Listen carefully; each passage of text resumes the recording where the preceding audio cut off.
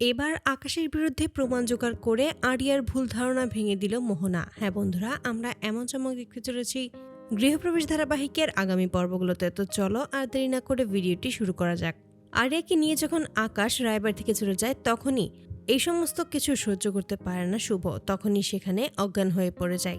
আর তখনই মোহনা সিদ্ধান্ত নেয়, এবার যেভাবেই হোক শুভকে, তার মেয়েকে এবার ঠিক সে নিজে এবার ফিরিয়ে আনবে, যাই হয়ে যাক না কেন তার। এবার তার দাদার কাছ থেকে সমস্ত সত্যিটা আরিয়াকে জানাতে হবে। তারপরেই আরিয়াকে শুভর কাছে ফিরিয়ে দেবে, এমনটাই মনে মনে প্রতিজ্ঞা করে মোহনা। কারণ বিপদের দিনে একমাত্র শুভই তার পাশে এসে দাঁড়িয়েছিল। সকলে যখন তাকে অবিশ্বাস করেছিল, সকলে মিলে বাড়ি থেকে ঘাড় ধাক্কা দিয়ে বের করে দিতে চেয়েছিল, ঠিক তখনই শুভ পাশে দাঁড়িয়েছিল এবং শুভই একমাত্র ওকে ভরসা করেছিল, বিশ্বাস করছিল, তার জন্য সে এতটুকু কাজ করতেই পারে। বিয়ের পর সকলেই যখন ছেড়ে চলে যায়, তখনই শুভ তার পাশে দাঁড়িয়ে তাকে আশ্রয় দিয়েছিল, এই বাড়িতে থাকার জন্য লড়াই করেছিল প্রত্যেকটা মানুষের সাথে। সে সমস্ত কিছু মনে পড়ে যায় মোহনার, তাই সে এমনই সিদ্ধান্ত নিয়ে নেয়। সাজকেও নিজের মতো করে ভালো মানুষ হিসেবে গড়ে তুলেছে, তাই সমস্ত কিছুর প্রতিদান দিতে এবার সে প্রতিজ্ঞা করে, এবার যেভাবেই হোক, যাই হয়ে যাক না কেন, যত কিছুই তার স্যাক্রিফাইস করতে হয় না কেন, সে সবটাই করবে, কিন্তু শুধুমাত্র আরিয়াকে বাড়িতে ঠিক ফিরিয়ে আনবে। তাই ধীরে ধীরে আকাশের বিরুদ্ধে সমস্ত প্রমাণ জোগাড় করতে থাকে। প্রমাণ জোগাড় করার জন্যই ওই ডিটেকটিভের কাছে এসে হাজির হয় এবং সেখানে এসেই সমস্ত চাপ সৃষ্টি করতেই আকাশের বিরুদ্ধে সমস্ত সত্যি জানিয়ে দেয় যে আরিয়াকে নিয়েই আকাশ সেদিন বিদেশে পাড়িয়ে জমিয়েছিল। আরিয়ার অন্য কেউ নয়, আরিয়া হলো ওই রায় পরিবারের মেয়ে, রায় পরিবারে হারিয়ে যাওয়া সেই মেয়ে স্ত্রী, যাকে এতগুলো বছর ধরে তার মা বাবা খুঁজে বেড়াচ্ছিল পাগলের মতো, কিন্তু কোথাও খুঁজে পায়নি।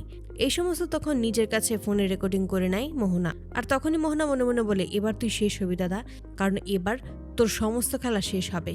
তুই শুভকে অনেক কাঁদিয়েছিস, কিন্তু আমি চাই না আমার পরিবারটাকে ধ্বংস করতে, তাই আমার পরিবার বাঁচাতে আমি সমস্ত কিছুই করতে পারি।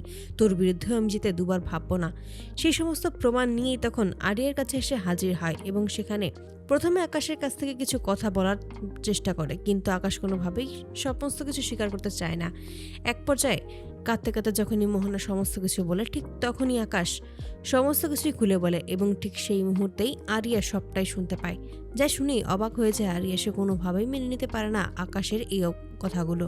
আকাশ যে এতটা নিচে নামতে পারে, এত জঘন্য একটা খেলা খেলবে, সেটা কোনোভাবেই মানতে পারে না। ঠিক তখনই সেই ডিটেকটিভের সমস্ত কথাও আরিয়াকে শুনিয়ে দেয়। এতে করে আরিয়া খুব ভালোভাবেই বুঝতে পারে যে আসলে আকাশ এতদিন ধরে তাকে শুধুমাত্র ব্যবহার করেছে, তাকে মিথ্যে নাটকে ফাঁসিয়েছিল এতদিন।